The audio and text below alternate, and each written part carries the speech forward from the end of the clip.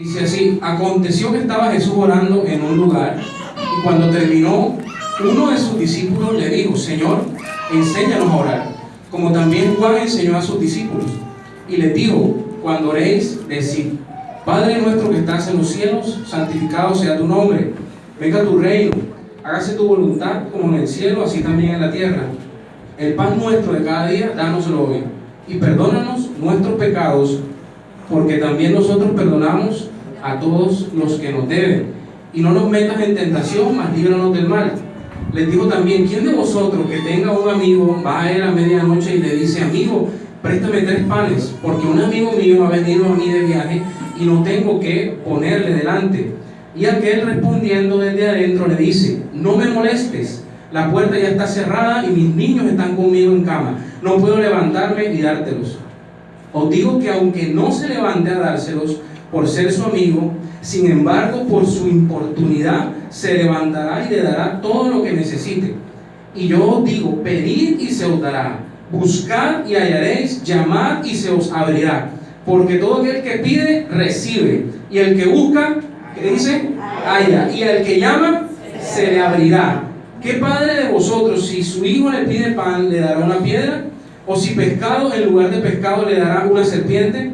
¿O si le pide un huevo, le dará un escorpión? Pues si vosotros, siendo malos, sabéis dar buenas dádivas a vuestros hijos, ¿cuánto más vuestro Padre Celestial dará el Espíritu Santo a los que se lo pidan? Amén. Vamos a orar así de pie. Padre nuestro Dios, en esta mañana damos gracias por la oportunidad de estar aquí reunidos, congregados alrededor de tu nombre. Muy humildemente, Señor, venimos a pedirte que nos hable, Dios. Este y todos los días de nuestra vida tenemos necesidad de ti. Sabemos que de antemano has preparado este mensaje para nosotros, por eso disponemos nuestra mente, nuestra alma, nuestro corazón, todo nuestro ser para entender el rema que hoy traes para nosotros, Señor. Habla nuestras vidas y edifícanos conforme a la necesidad que hay en cada uno de nosotros. Todo esto te lo pedimos en el nombre de Cristo Jesús. Amén. Bueno, pueden tomar asiento. Muchas gracias por estar de pie. Una oración en el Espíritu. Eso suena redundante, ¿cierto? Porque la oración es espiritual. Amén. Pero hay que entender por qué hay que hacer tanto énfasis en eso. Los énfasis los conocemos como la redundancia o los pleonasmos, ¿verdad? Por ejemplo, cállate la boca. ¿Quién no ha escuchado esa? Es bastante común. Repíteme de nuevo, ¿verdad? Sube para arriba, salir para afuera. ¿Qué otro? A ver. Bajar para abajo. Eso tengo que verlo con mis propios ojos, ¿cierto? Aplaude con las manos. Esos son redundancias. Repíteme de nuevo, repítelo otra vez. Supuesto hipotético. Fue una réplica exacta. Esos son redundancias, ¿cierto? Pero entonces, una oración en el Espíritu también eso suena redundante porque digamos que el hecho de orar en sí es un acto espiritual. Pero muchas veces deja de ser espiritual para convertirse, por ejemplo, en un acto puramente carnal. O ser un acto mecánico, o hacerlo por costumbre. No sé si de pronto hemos escuchado esos casos o nos ha pasado que oramos de esa manera. Oramos por orar, valga la redundancia. Pero resulta que al orar a un Dios que es espiritual, la oración debe ser espiritual. Vamos a leer en Juan capítulo 4, versículo 24, para partir de ahí, de que la oración es espiritual, es un acto espiritual. La palabra de Dios dice: Dios es espíritu, y los que le adoran en espíritu y en verdad es necesario que lo adoren. Debe quedar claro eso. Dios es espíritu, y la manera como yo me comunico con Él, la manera como yo tengo esa relación o intimidad con Él, debe ser espiritual. No solamente un tema físico, doblar rodillas, orar todos los días de una manera mecánica, sino que debe haber un fondo espiritual. O de hecho, la prioridad de la oración debe ser un tema espiritual. Bueno, encontramos en la Biblia, y nos han enseñado también cuando llegamos a la iglesia, definiciones básicas de lo que es la oración. Por ejemplo, dice que la oración es conversar con Dios, ¿verdad? También entendemos que la oración es para la vida cristiana lo que la respiración es para el cuerpo humano, es algo fundamental. Así es la prioridad que tiene la oración para nosotros. Y también es la oportunidad o es el espacio que nosotros tenemos para entregarle las cargas a Dios. Vamos a leer en Mateo capítulo 11, del versículo 28 al 30, eso que les acabo de decir. Una oportunidad o un espacio que tenemos para entregarle las cargas de nuestros corazones al Señor. Mateo 11, 28 dice hasta 30: venid a mí, todos los que estáis como trabajados y cargados, y yo os haré descansar.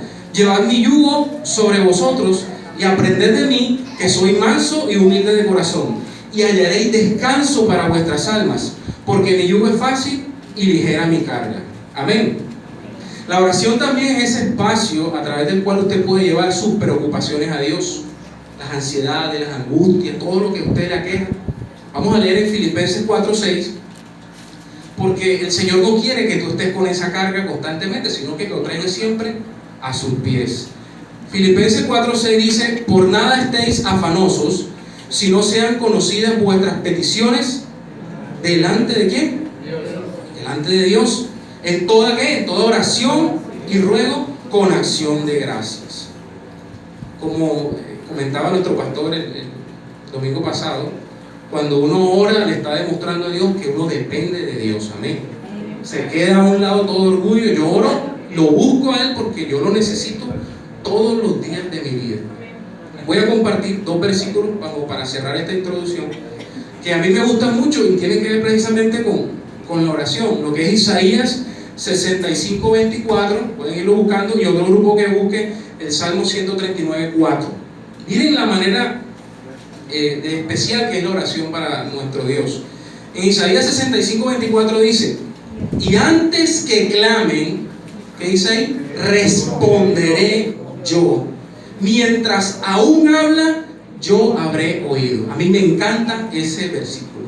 Antes que tú llegues delante de la presencia de Dios, ya yo te estoy respondiendo, porque eres el que escudriña la mente y el corazón. Amén. Él más que nadie conoce todas nuestras necesidades. Y el Salmo 139, versículo 4, dice: pues aún no está la palabra en mi lengua, y he aquí, oh Jehová, tú la sabes toda. ¿Cuántos dan un gloria a Dios por eso? Gloria a Dios. Eso se merece un gloria a Dios, un aleluya, porque realmente es increíble cómo a veces, sin mencionar yo nada, a veces de hecho no tenemos palabra cuando vamos a orar. No sé cómo decirle a Dios esto que estoy sintiendo, esto que estoy pasando. Y el Señor te dice: ya yo sé lo que me vas a decir, ya yo sé por lo que estás pasando. Amén. Bueno, luego de entender la importancia de la oración, ahora sí vamos a meternos en el título: oración en el Espíritu. Hoy no les voy a hablar de cómo debemos orar, sino el Señor de alguna manera nos está mostrando cómo no debemos orar, cómo evitar ciertas conductas o ciertas actitudes para que esa oración no vaya a caer en un tema, como les dije, carnal, mecánico, una costumbre. Hoy el Señor quiere que nuestras oraciones sean espirituales, valga esa redundancia. Entonces, el primer punto para que sea una oración que llegue con agrado al Señor es que hay que seguir el ejemplo de Jesús con respecto a la oración. Y vámonos otra vez a Lucas capítulo 11, versículo 1.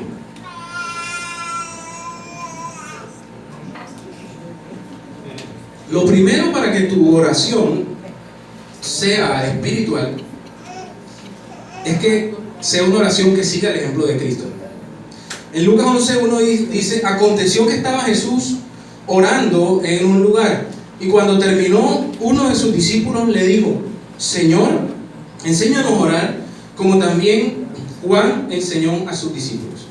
Realmente en el ministerio de Jesús es notorio que él oraba mucho, ¿cierto? Oraba bastante. La mayoría de las veces lo vemos que está orando, que se apartaba a un lugar solitario, un lugar tranquilo para orar. Pero también, pregunto yo, ¿es evidente en la vida de Cristo los milagros, las sanidades, las liberaciones? Amén. Eso también era muy evidente, la gente podía ver eso. De hecho, vamos a ver 3 versículos en donde vemos que esas obras que Jesús hacía eran de admirar, podían cautivar a la gente. De hecho, la gente lo seguía, iba tras de él porque veían los milagros, las hazañas. Mateo capítulo 8, versículo 27.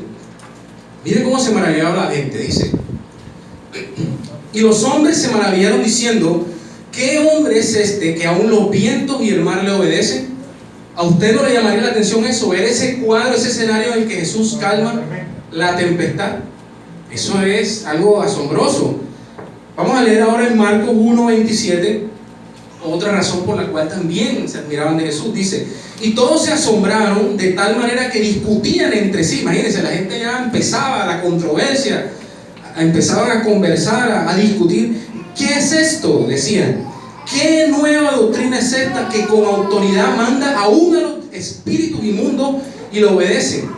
La gente se estaba observando estos milagros, estas liberaciones por mano de nuestro Señor Jesús.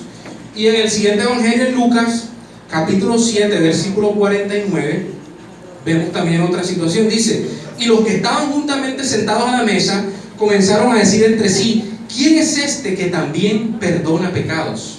La gente realmente se maravillaba por situaciones como esta. Pero sin embargo, en el versículo que acabamos de leer en Lucas 11:1, vemos que este discípulo le prestó más atención no a los milagros, ni a las liberaciones, ni a todas estas cosas que pasaban, sino que él le prestó mucha atención a la oración. Tanto así que dice: enséñanos a orar. No se dice el nombre del discípulo, pero sí se hace mención a que él le dio esta presión a Jesús: Señor, enséñanos a orar.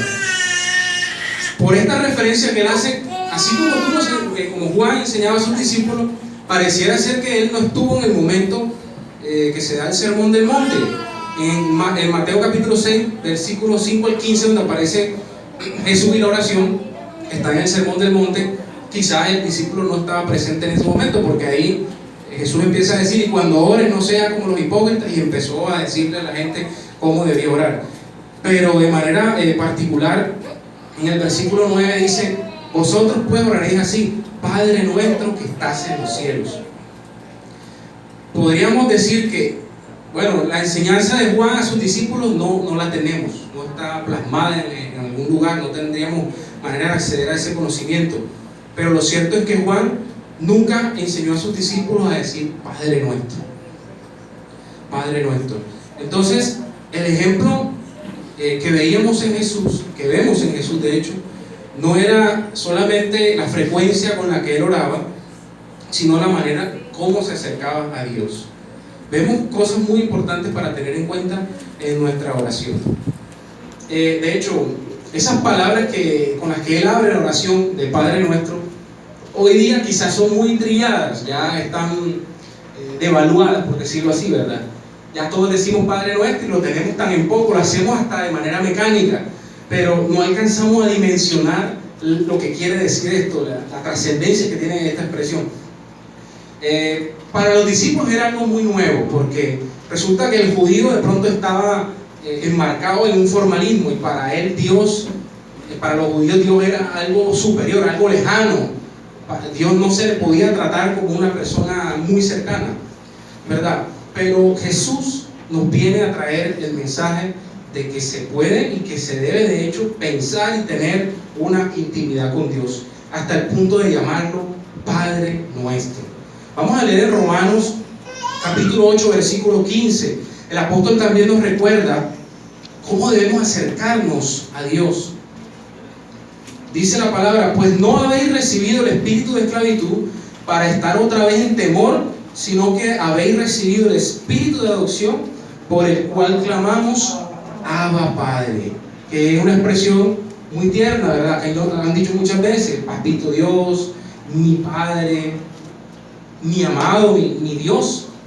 Entonces, el Señor quiere que tu oración, partiendo del modelo que tiene Jesús, sea una oración muy íntima, muy cercana y muy familiar, sin caer tampoco en la informalidad, ¿verdad?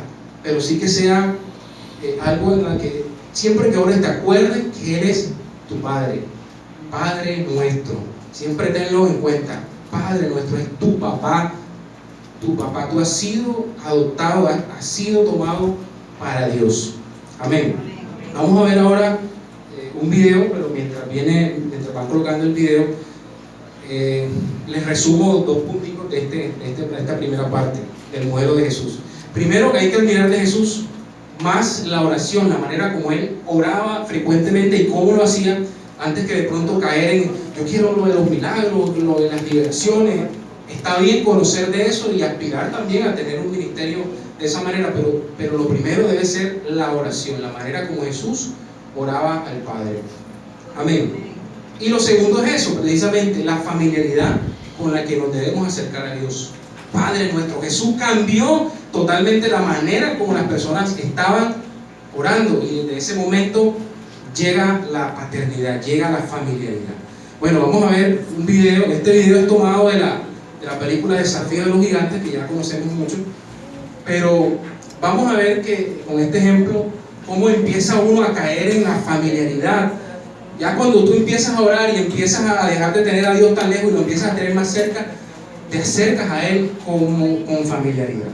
Bueno, vamos a estar viendo el video. Me he esforzado tanto. ¿Por qué no gano? Si vas a ganar, no te puedes atormentar, Grant. Pero no te puedo dar una casa decente. No te puedo dar un auto decente. Soy un fallido entrenador que no gana nada. Y no te puedo dar los hijos que quieres. ¿Qué? Está en mí.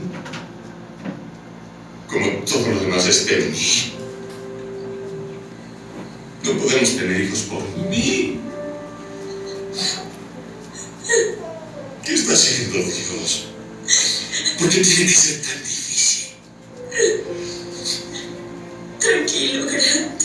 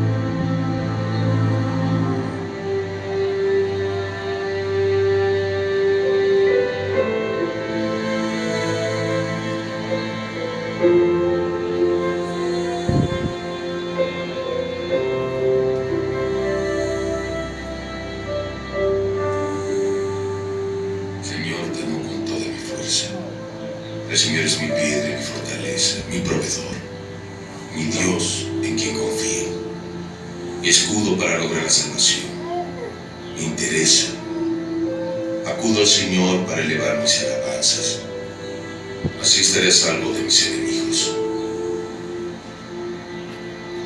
Señor Jesús, ayúdame. Te necesito.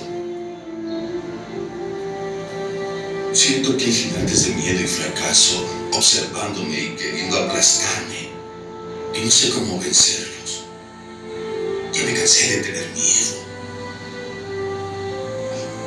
O si prefieres que haga otra cosa, enséñame. Si no quieres que tenga hijos, que así sea. Pero eres mi Dios. Estás en el trono. Te regalo mis esperanzas y mis sueños. Pero dame algo más. Enséñame más.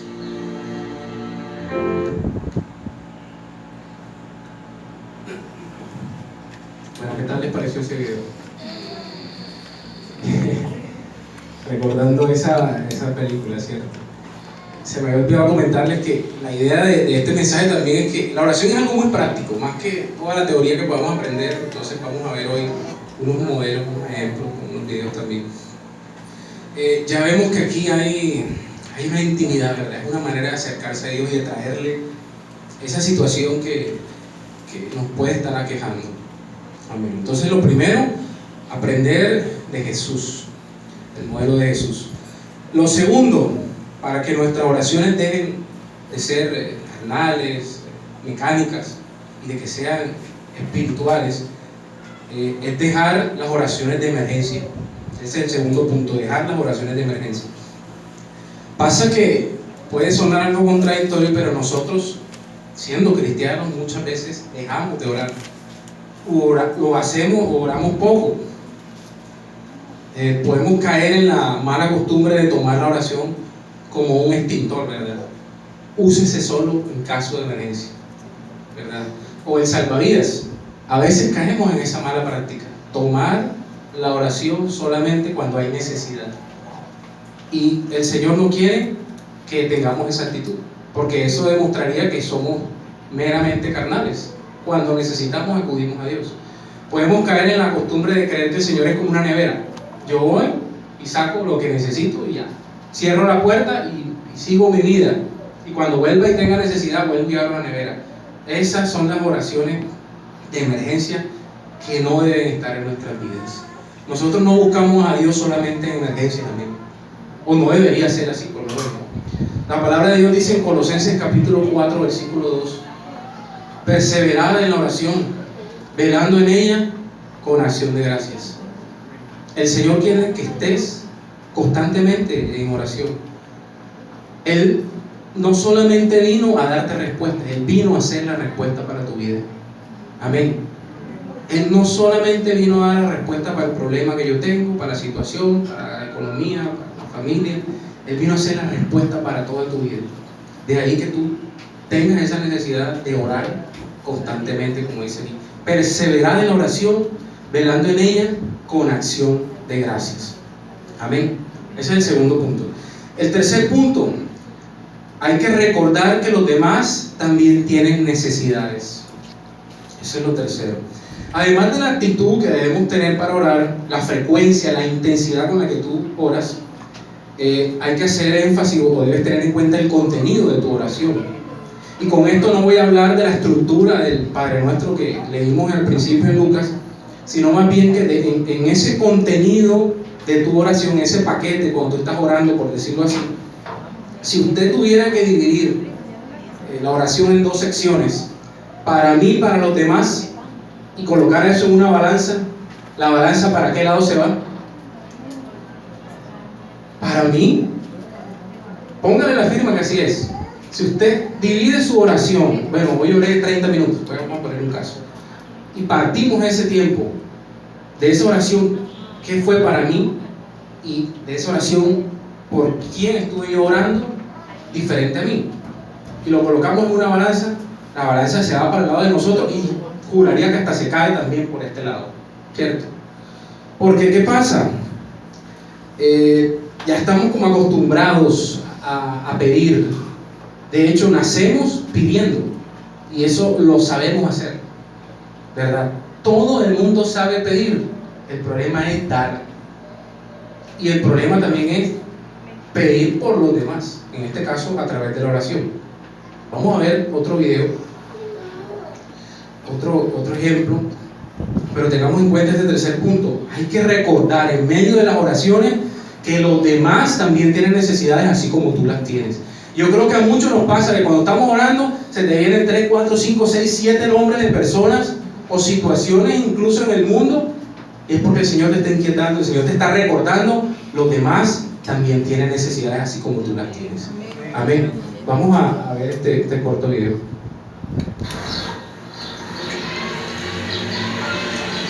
¿Cómo crees? Solo te manipulan para quitarte el dinero.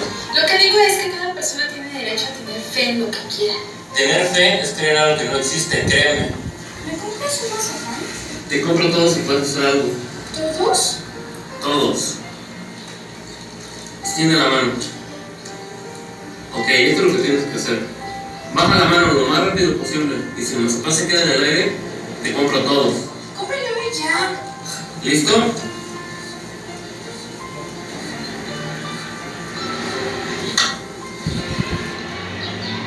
Lástima.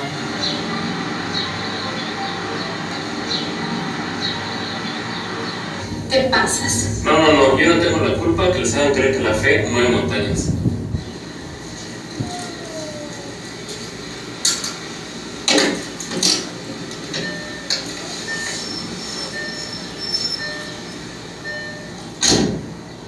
Por favor, Carlos, ¿sabes mi situación?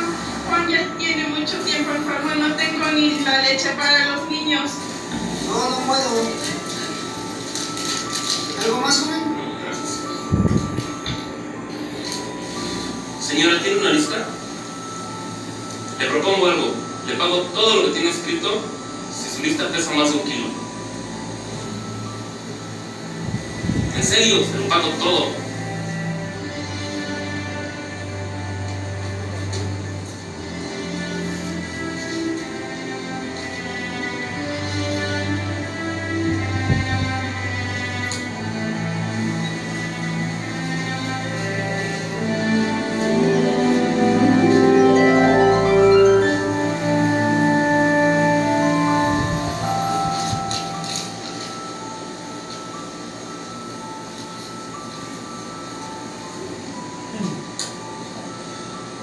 Dale todo lo que quiera.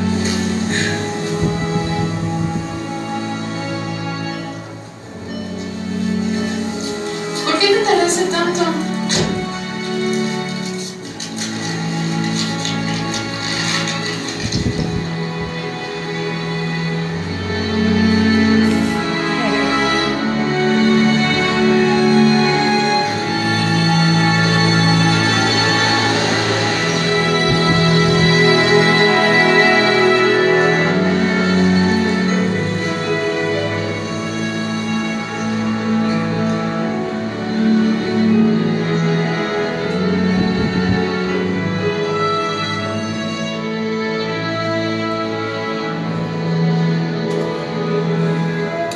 ¿Qué tal esa? Yo recuerdo que haciendo ese mensaje que bastante poco de eso.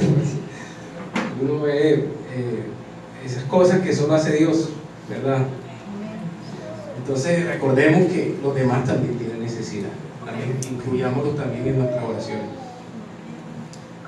Casualmente vemos que las personas que más piden para otros son, se puede decir que las más bendecidas. Un ejemplo de eso lo vemos en Salomón. Vamos a buscar en Primera de Reyes, primer libro de Reyes, capítulo 3, versículos 9 al 14.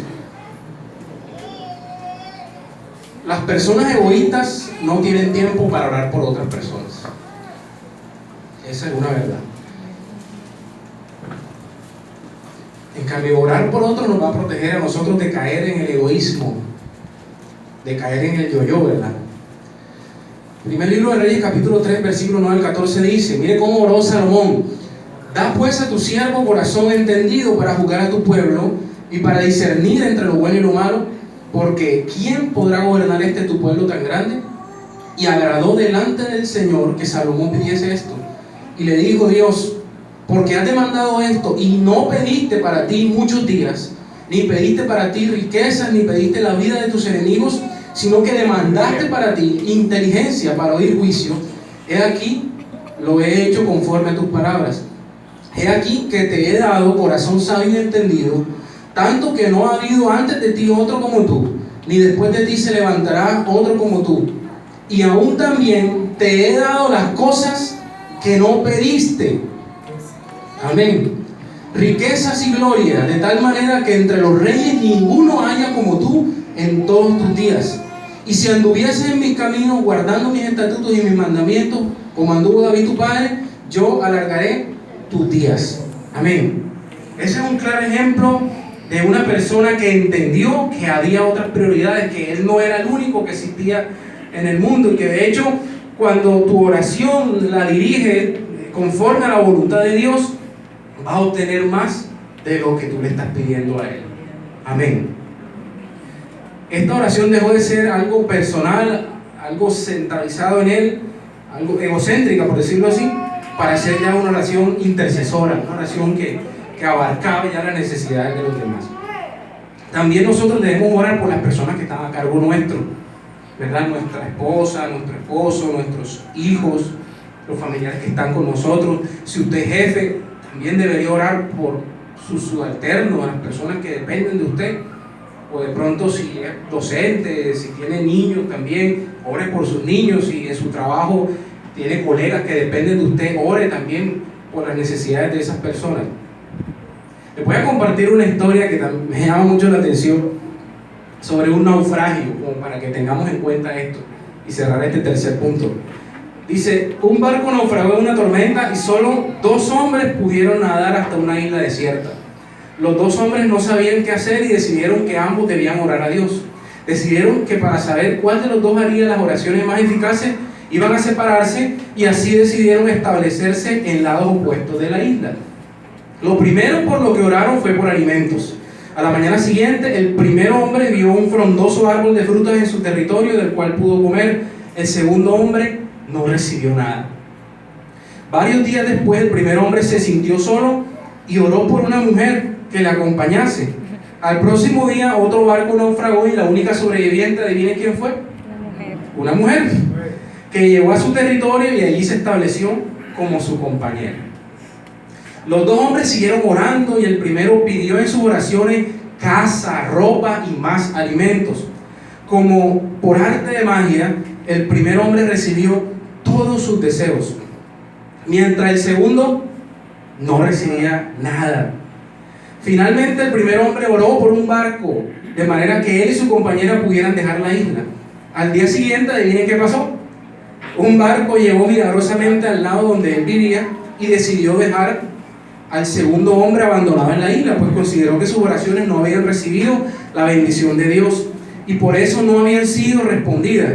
Cuando el barco zarpaba de la isla, escuchó una voz resonando desde los cielos que le preguntó: ¿por qué dejaste a tu compañero abandonado en la isla? El primer hombre respondió a la voz: mis bendiciones son solo mías porque fui yo quien las pidió. Las súplicas de mi compañero no fueron escuchadas por Dios porque Dios no tenía nada para él. La voz le respondió: estás totalmente equivocado. Él solo tuvo una súplica que yo le respondí. A lo cual el primer hombre preguntó: dime entonces, ¿qué pidió él para que yo le deba algo en pago? La voz le respondió: él oró sencillamente para que todas tus súplicas fueran concedidas. ¿Qué tal eso? Esa es una una oración intercesora que deja de lado las necesidades propias para poner las necesidades de los demás por encima. Amén. Bueno, ya llevamos 3 puntos. Miren que esto es muy interesante. El cuarto punto para que nuestra oración sea una oración que agrada a Dios es dejar de hacer oraciones sin puntería. Vamos a poner 2 casos extremos: orar poco o no orar, y orar demasiado. Hay un pastor conocido que decía: si hay algo peor que no orar, es orar de una forma incorrecta.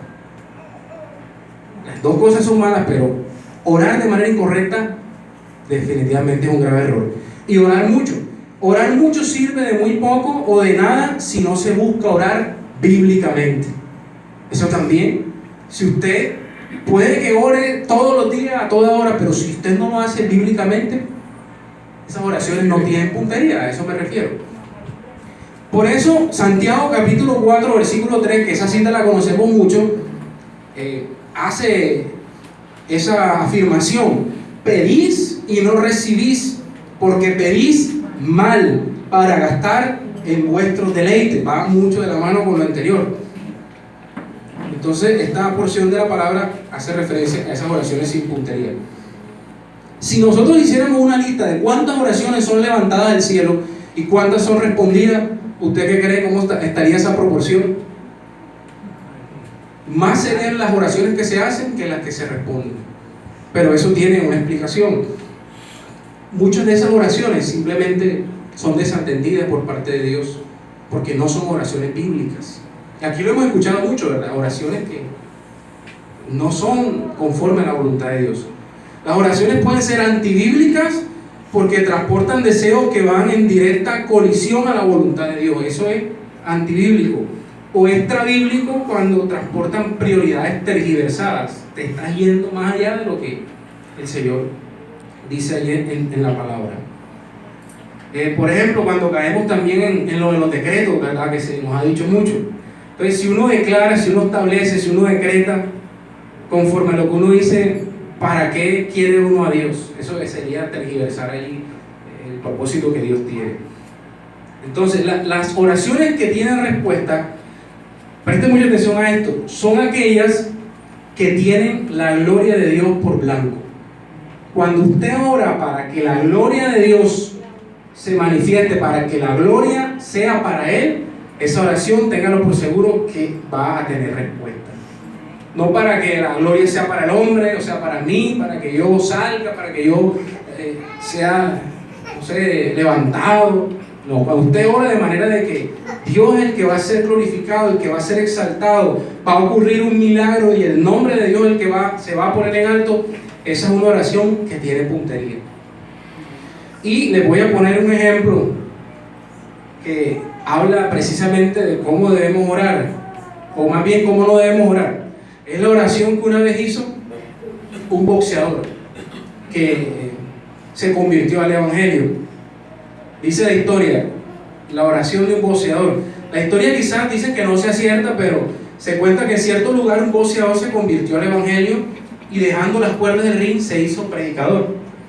En cierta ocasión en que se le hizo tarde para acudir a una cita, para llevar un mensaje, cruzó por un atajo para cortar el camino.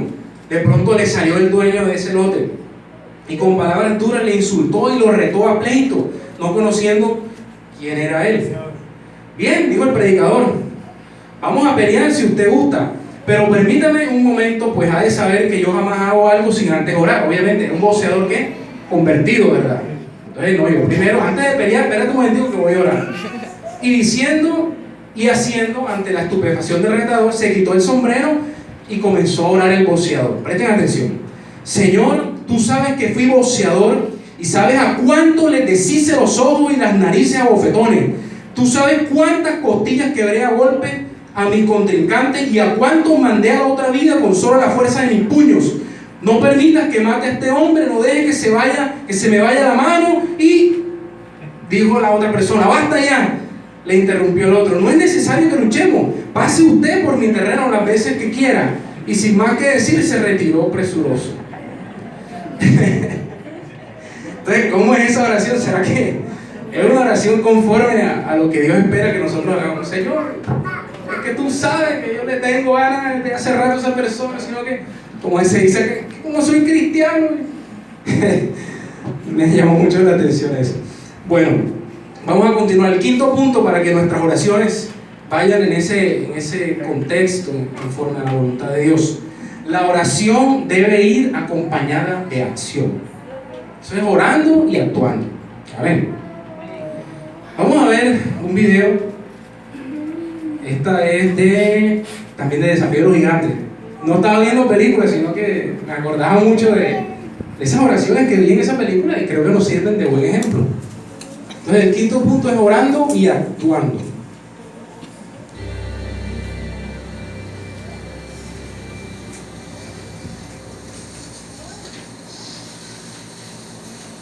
Señor Bridges. Revelaciones capítulo 3 dice, servimos a un Dios que abre puertas que nadie puede cerrar y cierra puertas que nadie puede abrir. Dijo, mirad, he puesto ante ti una puerta abierta que nadie puede cerrar. Sé que tienes poca fuerza, pero tienes mi palabra y nunca he negado mi nombre. Entrenador Taylor, el Señor aún no ha entrado en usted. Sigue teniendo una puerta abierta y hasta aquí el Señor lo toque. Será un capullo en donde lo plantaron. Hoy sentí que debía venir a comentarle esto.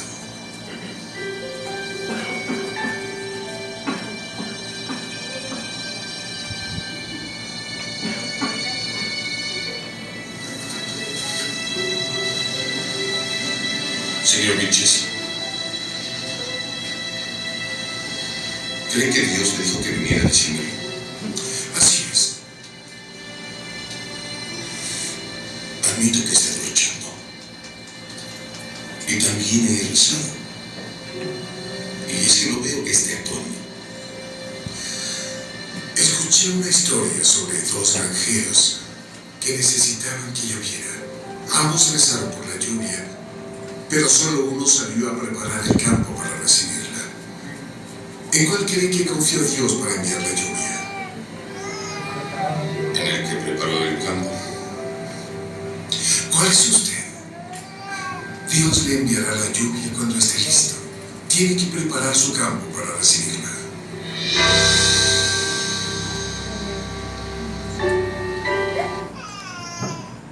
Bueno, yo les transmito esa pregunta a ustedes también. ¿Cuál es usted? ¿El que ora por el campo o el que ora por la lluvia, o el que ora por la lluvia y sale a preparar su campo? El terreno santo. Entonces parece una historia también donde unos hombres de un pueblo también decidieron orar para que lloviera. Pero el día que se reunieron todos a orar, toda la gente se reunió, pero solo un niño llegó con sombrilla. ¿Verdad? Puede sonar loco, pero es que la fe es así, ¿verdad?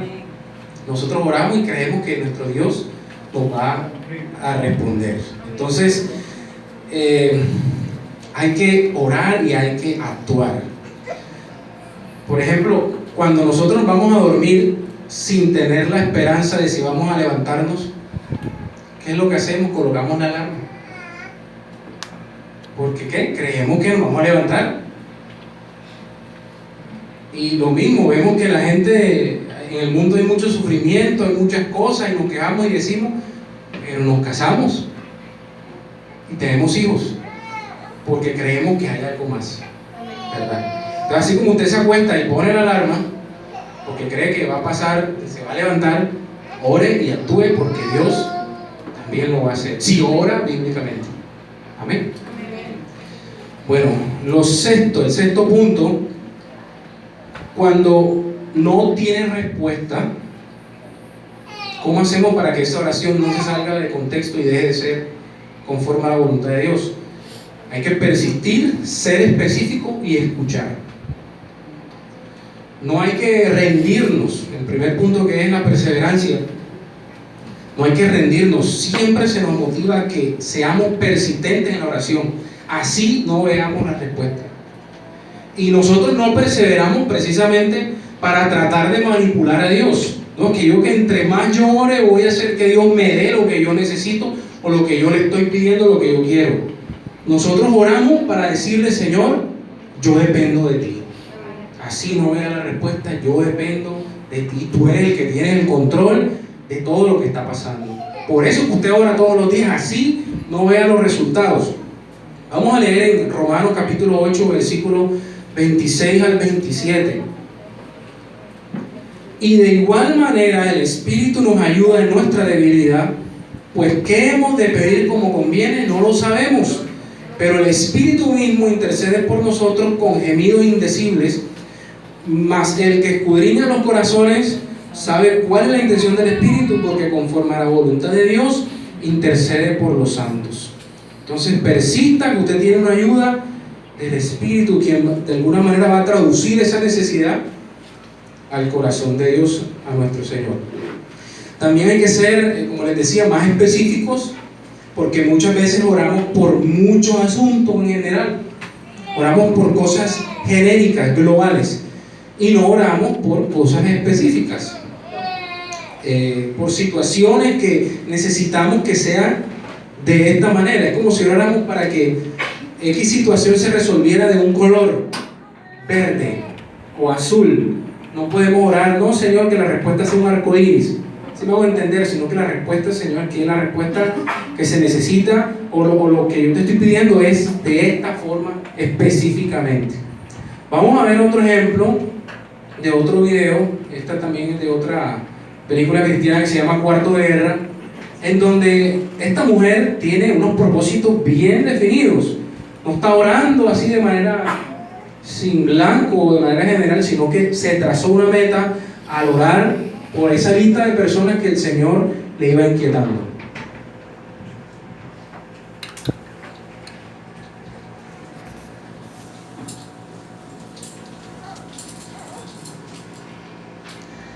Eres bueno y poderoso y misericordioso. Y sigues cuidando de mí aunque no lo merezco. Alabado seas, Jesús. Eres el Señor. Dame otra, Señor. Guíame hacia quien tú quieras que ayude. Levanta a más que se sumen a tus filas.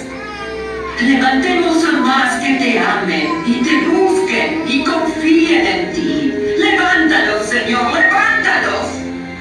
Señor, necesitamos una generación de creyentes que no se avergüencen del Evangelio.